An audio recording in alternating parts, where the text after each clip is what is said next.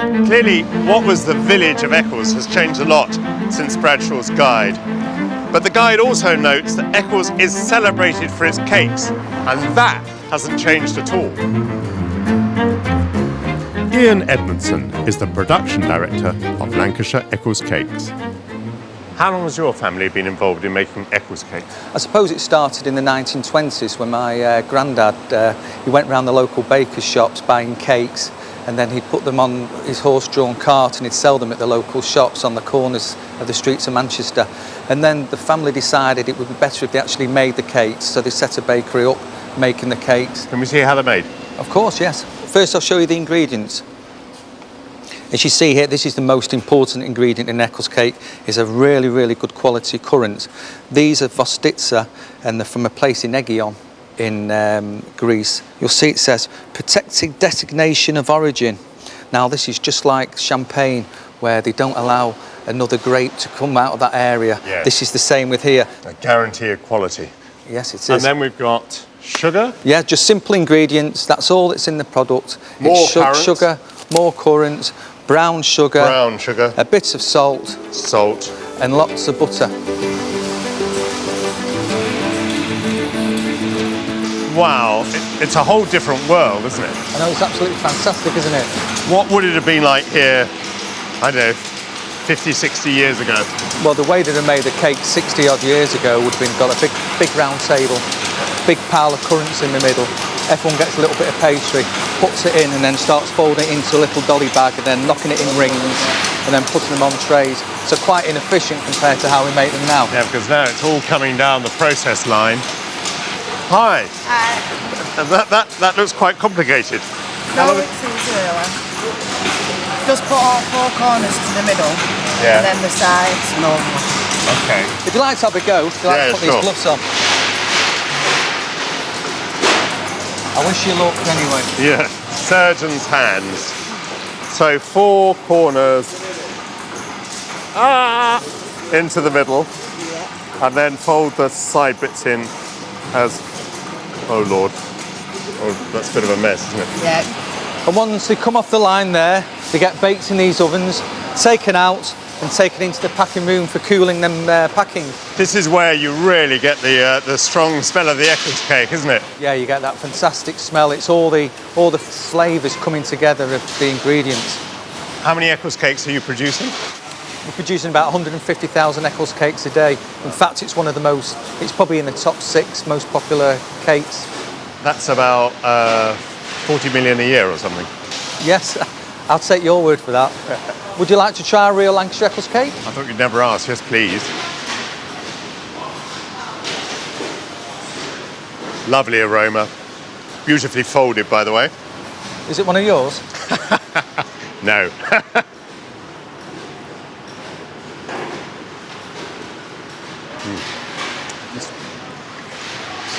It's wonderful. It's wicked. It's look at this lovely row of currants inside. Can you taste the butter and the sugar? You're kidding? Of course I can. Absolutely buttery and sugary. I'm really pleased to have looked into this very historic cake. Centuries of history in this cake. Yeah, and the fantastic thing about it is this, it's the only Eccles cake you'll get in a supermarket that's made within 5 miles of Eccles. The genuine article? Of course, yes.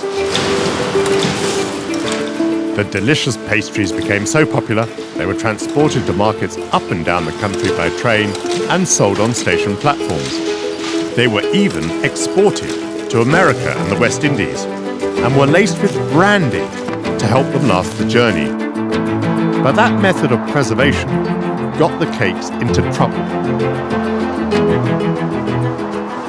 The apparently innocuous Eccles cake has been associated with merrymaking. So much so that at one time Cromwell banned the Eccles cake, and it got into trouble again in the 19th century because they used to put brandy in the cakes, and it's thought that one railway driver got so drunk on eating Eccles cakes that he fell off his footplate, and thereafter the sale of liquor and the sale of Eccles cakes was banned at all the stations around Eccles. The Bristol of my 1860s guidebook was a global city with trade links throughout the empire. Goods made here were exported from the man-made inland docks as far afield as North America and the West Indies. So Bristol was clearly a very important port. But Bradshaw also lists, as he always does for cities, what was made here. And Bristol obviously was quite important in manufacturing. The chief manufacturers, it says, are engines, glass, hats, pottery, soap and brushes. Well, most of those industries are gone by now, long since gone. One trade, though, has been revived. Bristol blue glass. James? Hello. Hello, I'm Michael. James Adlington and his family started their blue glass company 20 years ago in a bid to bring back the lost art. Why is Bristol associated with blue glass? A chap called William Cupworthy discovered cobalt in Germany, and the Bristol Merchant Ventures bought the monopoly on the cobalt, and one of the glassmakers grabbed some cobalt and threw it into their lead glass. With a great result? With a great result, a really, really vibrant blue. And these are what? These are rolling pins. Rolling pins? They're friggers. They'd sell them to the sailors who were going off in the ships, and they would give them to their wives, and their wives would hang them in the window. What was that, a lucky charm? A lucky charm to make sure they come back safely. Mm. And this stuff is still blown, is it? Yes, yes. Do you mind if I have a look? Yeah, of course. Come. It can take up to 7 years to learn how to make glass, as the Victorians did. So James is showing me how to make a simple tumbler. Yeah. If you go and sit down, and I'll bring that back to you. Pick up your tools again. Which one? This one? Yes, that one. That's it. The furnaces reach volcanic temperatures. They're used to make the molten glass, which can then be gathered onto the blowpipe. A good hard blow now. Yes. That's it, sorry about that. And don't put it all in there, just let it get it onto the pig and just let it fall on centre again. Voila. So I put it into an oven until about 5 o'clock tonight, when it gets turned off and it's allowed to cool down overnight. What would happen if the glass cooled immediately? If we just left it on the side, it would just crack. Would it? Yeah. The cooling process would be too brutal for it. I really enjoyed that. Well, thank you very much. I'm very, very impressed. I've got to be honest with you. I'm truly impressed. Very impressed. Yeah. Bradshaw says that an excursion up the River Dart to Totnes is one of the great attractions to visitors, that salmon are caught in the Dart, and that in Totnes, the chief employment amongst the inhabitants is in the fishery. So, it's time to get afloat.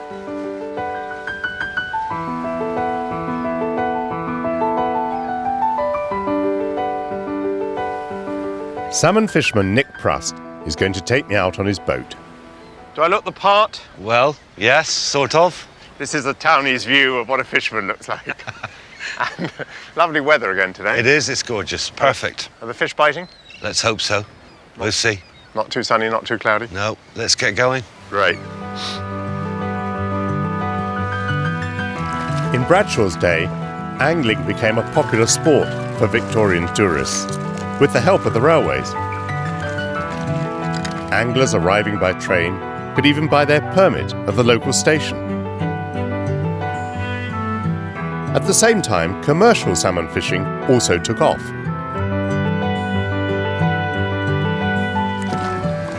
I hope you got it going out properly, Michael. You're watching it carefully. Yeah, it's going out nicely. We always look to someone to blame. But since Bradshaw's time, stocks of salmon in the Dart have declined, and now there are only a few commercial fishermen working the river. I don't see it pulsing with fish. Nick is restricted to a rowing boat and does everything by hand in the traditional way. Right. I tell you, Nick, these city hands have not done work like this in their lifetime, probably. I'm always feeling lucky, Michael. You must always think positive. Even after all that effort, there isn't much of a catch. So, Nick, 3 men, 2 boats, 1 television presenter, 1 grey mullet. It's not a particularly high rate of productivity, is it? No, it's not. That's life, I'm afraid. That's fishing. This railway is built on viaducts over arches, isn't it? And, you know, Bradshaw celebrates the fact that these arches soar above the houses. But it must have had a huge impact on London. The viaducts sort of cut their way through the city. It was already a very densely inhabited place. And the viaduct was the solution to linking the railways in the inner city area, because if you had a sort of causeway that you had to cut, there'd be so much property that you'd need to acquire. So it was actually relatively cheap to build the viaducts in conjunction with also all the sort of station building along the line. The trains travelling along these viaducts were part of an integrated transport system. Ships brought their cargo and passengers up the Thames to the docks, to be whisked by train all around the country. Bradshaw was impressed by the sheer scale of the docks, writing, "Situated at the east end of London, they are the storehouses of the widest commerce of the world." We've come to West India Dock, now part of Canary Wharf, to understand what so captivated Bradshaw. My Bradshaw's Guide talks about this place in the 1860s. 204 acres of water, 600 ships can berth here with cargoes of 200 and 300 tons each. Must have been quite a scene. It was an incredibly busy dock, yeah. Ships coming from all over the world by the 1850s and 60s. So traditionally it was the West India trade, so carrying sugar and rum from the Caribbean. But by the mid-19th century, goods were coming from all over the world. Each of the docks specialised in particular cargoes. St Catherine's Dock took in marble, sugar and brandy, while the Surrey docks dealt in timber. This was where all the cargoes of the world were being stored. This was London as the port of empire, you know, incredibly active space. And where we're standing here, there would have been a transit shed. So the ships would moor, they'd unload their cargo into transit, and then they would be taken off into the warehouses. As well as describing each dock, Bradshaw writes about the people too. A busy army of 20,000 workmen were employed here in loading, unloading and storing. He was talking about watermen who rowed passengers ashore and lightermen who took cargo. There are no watermen left, but the descendants of some of the lightermen remain, men like Cornelius Andrews and his grandson. Do you remember the docks that were behind you? I've had a boat in every dock. In the heyday, marvellous. Full up with ships and barges. Can you imagine? It was like Piccadilly Circus. It was fantastic. Was there a lot of comradeship on the river? Yeah, oh yeah, lovely. Especially in the pub. Cornelius, I'm going to go out now with your grandson on the river. Oh, you'll love him. He's a good kid. Hello, James. Hello, Michael. Very good to see you. You'll take me on the river? Yes, certainly are. James Andrews has been a lighterman for 17 years and today hauls cargo with a tugboat rather than with oars. Now, the lightermen had a reputation for being the sort of aristocracy of the river. Is that true now? Up until maybe the 90s, I think the London waterman or lighterman was well renowned. I know a long time ago Nelson himself insisted that every ship of the line had a London waterman on board. I've been following a 19th century guidebook and it talks about 20,000 people working in the docks. Have you any idea how many people are working on the river? I think at the last count there was between 400 and 500 licence holders. So obviously when you're coming down from 20,000 men, it's a big drop. Although there aren't many lightermen on the river, they still play a vital role. Not least, removing London's refuse on barges. And today we're carrying rubbish. Where's it going to? It is going ultimately to a place in Essex called Mucking. Mucking? Mucking, yeah, rather appropriately named. Would you like to have a little drive, Michael? I'd love to. Left hand down a bit? Left goes left and right goes right. It's not like tyres on the road, it's more like tyres on treacle. It's definitely the longest vehicle I've ever steered, and it's all delayed reaction. You push the wheel and nothing seems to happen, and then after about 30 seconds a lot happens.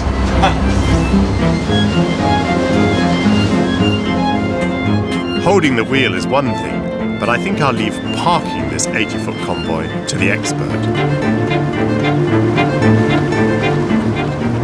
That was the niftiest bit of steering I've ever seen. I think I might have to practice quite a long time before I can do that. This part of the river is no longer the busy thoroughfare it once was. In the 1970s, new docks were built further downstream to handle large container ships. These London docks lay unused for years, until they were transformed into a new financial district called Canary Wharf, housing the tallest building in Britain.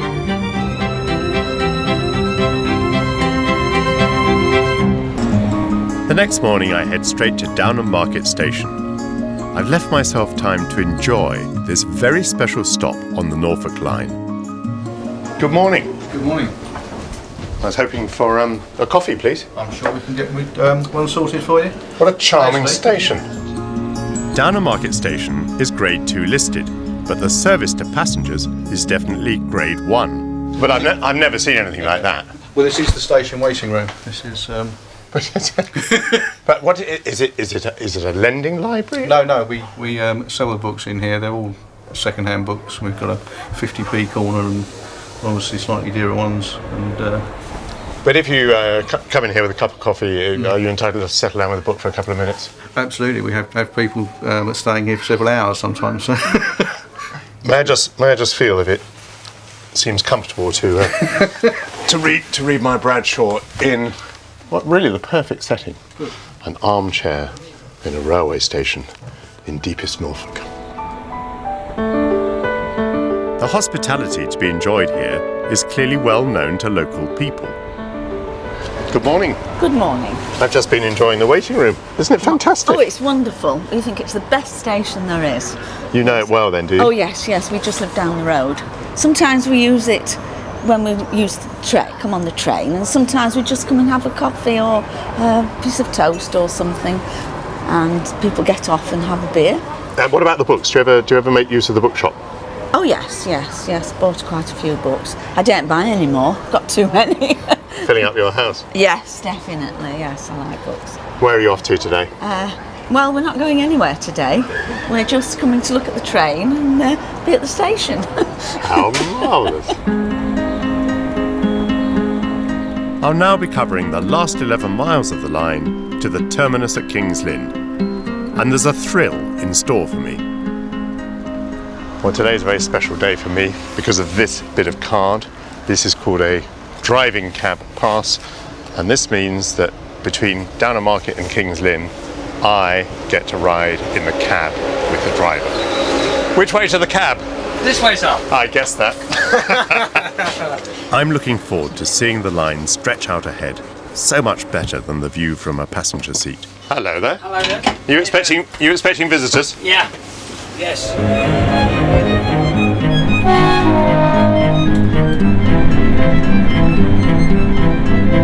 Alan Walner has worked on the railways for over 30 years. What speed can we go in this train? Well, this will do 100 mile an hour, but obviously the line speed is 75 here. One of the reasons you get pretty good speeds through Finland, I guess, is that it is so flat, and they built the railways dead straight. Dead straight, yeah, it's pretty straight. Since trains began operating with a single driver, passenger safety has been heavily dependent on one ingenious piece of equipment. Now, I don't want to raise a morbid subject, but what's the dead man's handle or dead man's pedal or whatever? Oh, that thing there. So when that bleeps, I have to lift it and just acknowledge it. You get 5 seconds to acknowledge it, otherwise the brakes will go on. So periodically that little noise, that little peep peep peep comes on, and then you have to lift and depress the pedal again. Yeah. Shows you're in good health. Yeah, it shows I'm still alive.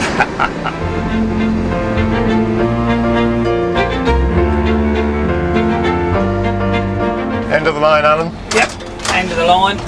Pretty station. If you went any further, we'd get wet. Yes, we definitely would. And thank you so much for letting me ride with you today. It's okay. Bye-bye, Alan. Nice to meet you. Thank you. Thank you.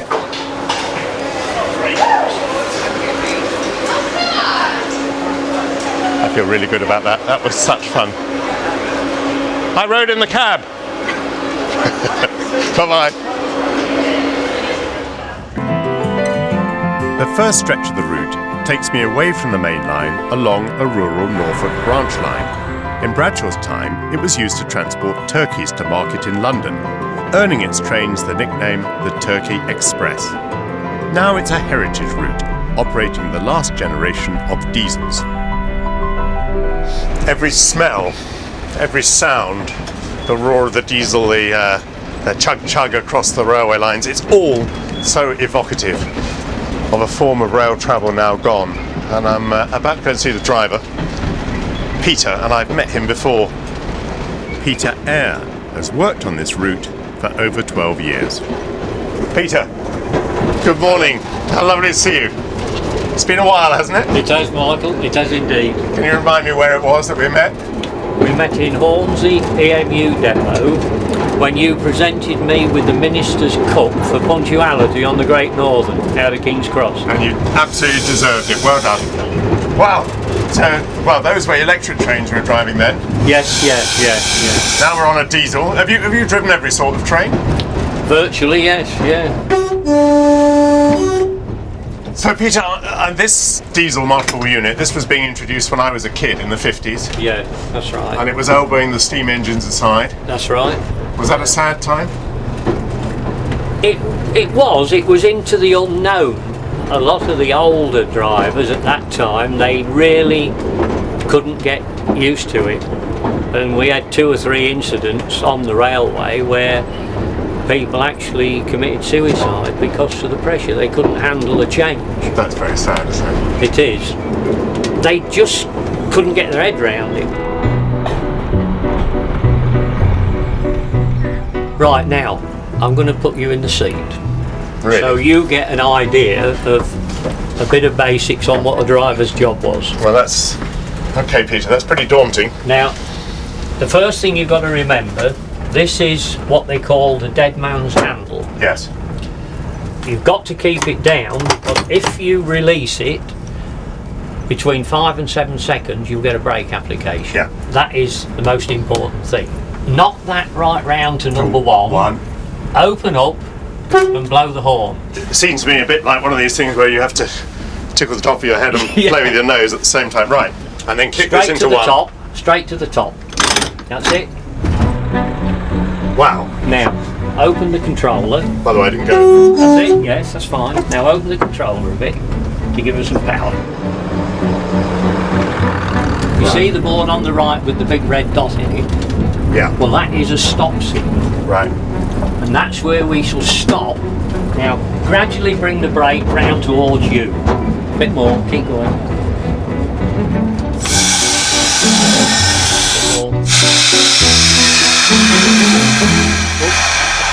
That was a bit of a sharp pull-up, wasn't it? If we were doing this for real, the public would be really having a go. They'd say, "Who's driving that? You've just spilt my tea." Yes. I think I do need further lessons, actually, Peter. I don't think that was a complete success, but it was very exciting indeed. I'll tell them George Bradshaw was driving. Yes, that's right. I'm getting off at Wrexham to visit the famous Cheshire pastures. Over the next 100 years, this area became the great centre of the dairy trade. Milk travelled on the trains to nearby cities like Liverpool and Manchester, and most of the 500 farms in the area made cheese. These days, few farmers use bone meal as a fertiliser, and there aren't many who still make traditional Cheshire cheese. Good morning, John. Morning, Michael. Yes, Michael, good to see you. What a pleasure. Welcome to the bank. Thank you very much. It's a beautiful spot. Isn't it lovely? John Bourne's family began making Cheshire cheese in the 1700s, by which time it had already been sent as far as Canterbury. So even before railways, it got around all over the country. Absolutely. But the railways must have made a difference. Do you have any memory of cheeses going out by the railway? The railways took over from the canals, of course, which themselves were very important, but the railways enabled larger volumes, moved more quickly, and that enabled the London market to develop for Cheshire cheese. Did you have a station here where you could send it to? Malpas station was our nearest station. No longer there, that station? No longer there, sadly. In 1845, Cheshire farms were producing 12,000 tonnes of cheese every summer, when the pasture was at its best. Thanks to the railways, by 1900 it was almost 30,000 tonnes. Nowadays it's rare to find a small-scale producer like John. Just in time to catch the end of the milking. The milk that we use for cheese is produced on the farm. So in one place you are grazing cows, you are milking cows, and you're producing cheese. Is that now quite unusual that it all happens in one place? Yes, it's difficult for people with our sort of turnover to survive in the supermarket world, really. You've got to be quite specialised and market your cheese in a particular fashion. Right, Michael, we've seen the milking. Now we need to get back to the cheese dairy. We don't want to be late for that process. John's Victorian ancestors would have processed the milk immediately, as there was no way to refrigerate it. John still works in traditional ways that make his product special, compared to the cheeses that are mass-produced. Because we're trying to imitate a sort of old-fashioned process and make cheese which is sort of more akin to what my grandfather would be making, what father would describe as knocking the curd about. It needs to be very gentle. If you were starting afresh, could you make from Cheshire milk a camembert or a gorgonzola, or is it just preordained what you have to make? No, it's not preordained. I mean, milk is milk, and you can turn it into all sorts of lovely things. We make Cheshire because we're in Cheshire, and that's what we do. But I can show you a soft cheese there, which will turn into a most lovely, soft, blue, quite out of this world. I mean, I've eaten quite out of this world, and quite out of of our perception of what a Cheshire cheese is going to be. Oh yes, absolutely. The type of cheese that emerges depends on the fat content of the milk and how the curd is cut. Nice cheesy smell developing. For his Cheshire cheese, John uses full fat milk and breaks up the curd by hand. It's like trying to rip a sponge apart, really. It's quite tough to tear apart, and I'm very aware that John doesn't want me... that one's much better. Once the curd is milled, it's put into moulds to be shaped into large cheese cylinders. The process must be done quickly and carefully, but the flavour depends on leisurely maturing. Keep your head down. The cheeses won't be ready until they've been stored in the cellar for up to 6 months. John, what a beautiful sight. What a beautiful sight. Well, isn't that fantastic? Yeah. It's actually a beautiful smell, isn't it? Yes, well, I think so. It's just exactly as my great-grandfather would recognise. Wooden shelves, proper cheese, cloth-bound, really in the old-fashioned way. Finally, the moment I feared might never come. Right, here we are. Now we're going to taste some of the finest cheese in the world. We're going to cut a piece off here, and you are going to taste that, and you are going to tell me it is absolutely amazing. It's absolutely amazing. Am I right? Mm. Honestly. Mm. You're not making it up, are you? No, I'm not making it up. It's fantastic. It's worth every week of the 6 months of maturing, isn't it? That really is a great cheese.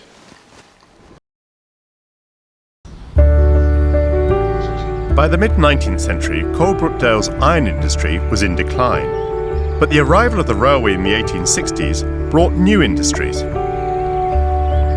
Businessman Henry Dunhill was passing through on a train when he spotted a rundown factory. He returned and transformed it into a new tile works. Hello, Adrian. Hi.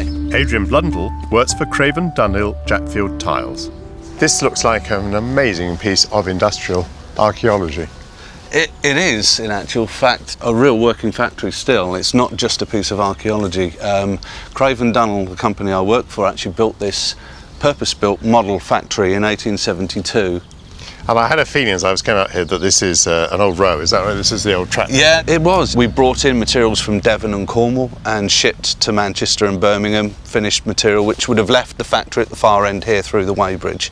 We had our own sidings at the side there and our own liveried carriages that we used to use for transporting everything around. It meant the world was opened up. So you've got access to the States, access to basically the British Empire. Craven Dunhill became one of the most successful tile producers in Britain. Their decorative tiles were laid in churches, houses, pubs and railway stations, including the London Underground.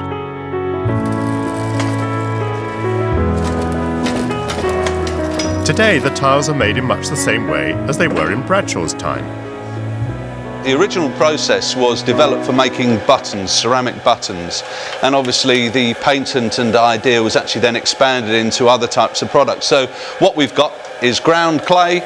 You've got a very large press that presses at about 15 tons total pressure, compressing the clay into a cake that you can actually handle. So you are using a Victorian machine to make tiles? They've never bettered them. At its height, the factory made millions of tiles each year. Today's tiles are still hand-finished, using the same glazes and colours as in the Victorian era. And some look very familiar to me. What you've got here are a number of designs that are actually from the Palace of Westminster. I know that. I spent 20 years surrounded by these tiles. I recognise them. May I take that down? Yes, of course you can. Fabulous. High Victorian tiles. And you are making them again? We are. And if you would like to have a go at having a tile manufactured for the Palace, as we are actually in the middle of doing a major restoration project with them. A signed Portillo tile? Signed Portillo tile. These heritage tiles are made by highly skilled craftsmen like Chris Cox. This is a typical palace tile. This is a lion from St Stephen's Hall, which you'll probably be familiar with. Yeah, I've walked on those many, many times. But never had a go at making one, I'm sure. Definitely not. This gives you the opportunity to do that. So our plaster mould sits inside the box. So if you take that, tear off little grape-sized lumps and actually feed them into the pattern there. It's not as easy as it looks. It's How do you make it stick down? Once you've got one bit started, you're okay. You can come I feel like a kid with Play-Doh. It's very hard to do. But Chris can make 40 tiles per day. Pick another bit, and you can kind of feed off that. Just keep working your way out. I fear these tiles probably don't come cheap, do they? No, they don't. Not with the amount of work. Of course, in the Victorian period, they weren't particularly cheap either. No. But labour was, so you could afford to have lots of people doing this. Once the pattern is filled in, the mould is topped up with more clay. Straight down in the middle. Fantastic. Having bashed it into shape, push down. The tile is eased out of its mould. Wow! There it is. The next step is to add the distinctive red glaze that brings out the pattern. This is very satisfying. Once the tile is dried, the excess glaze is scraped off. Beautiful. Chris, I have walked over these countless times and never given them much of a thought, apart from the fact that they were very beautiful, but I had no idea it was such hard work and such craftsmanship. Thank you, it's been a real privilege doing that. You're welcome. Thank you.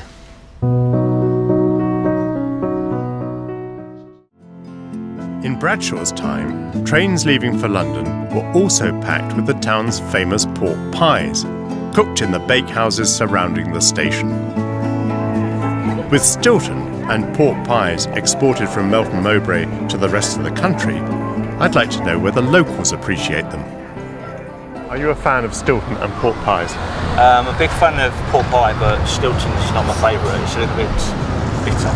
No, I don't like Stilton cheese and don't like pork pies. I thought if you lived in Melton Mowbray, it was kind of a compulsory to like both. No. I don't like Stilton cheese, I'm afraid. The Stilton cheese is nice. I'm vegetarian, so I don't eat meat.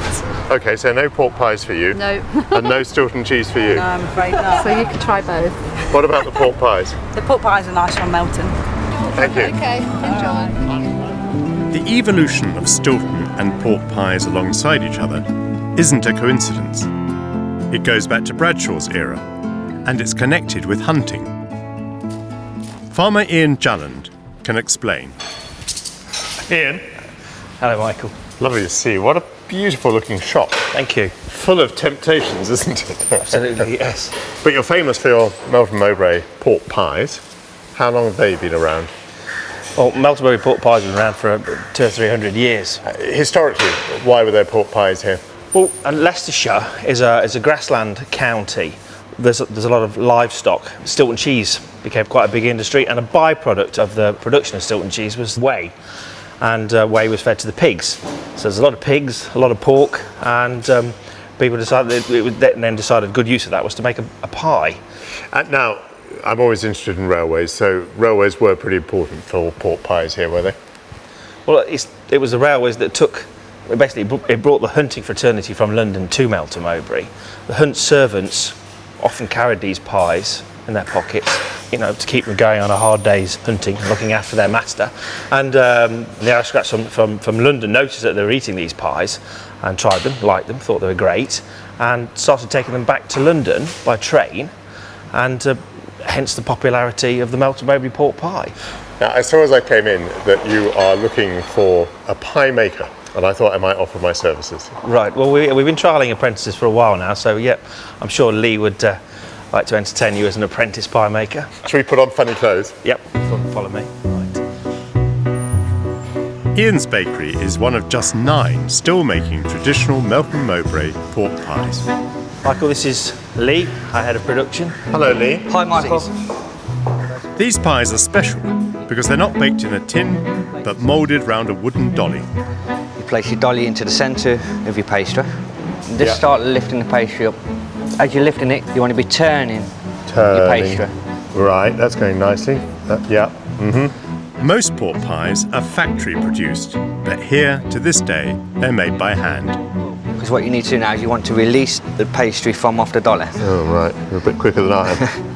Okay. It's all practice. Yeah, I know.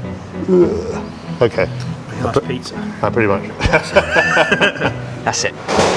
Oh dear, mine doesn't look like yours, but never mind. Whilst most pork pies contain cured meat, a traditional Melton Mowbray pie contains fresh pork. When it's cooked, the filling looks grey, not pink. You throw it in to take all the air out. Ooh, right, okay. That's fine. Then what you do with your lid, you place your lid on top of your meat. And then you want to carry that going around all the way around your pie. Crimping. Are you pulling faces? No. I was thinking oh my goodness. It's good job it's a 3-year apprenticeship. A couple of little holes have sprung up there. All right. It takes skill and a light touch to make the perfect pie. Qualities I fear have passed me by. One ours. Right, mine are not. Yours has one. Can you stop laughing, Ian, please? My pie is a sorry sight, disgraced by the perfection of Lee's. Now this doesn't go in a tin, it just bakes as it is. Yeah, that's why you get such a crisp finish when you're cutting the pie. You see how it crunches as you was cutting through it. And that's what gives you the taste. Wonderful. Wonderful. Impeccable. Well, my Bradshaw's guide said that a Melton Mowbray pork pie was a valuable production, and indeed it is. Super. Thank you very much.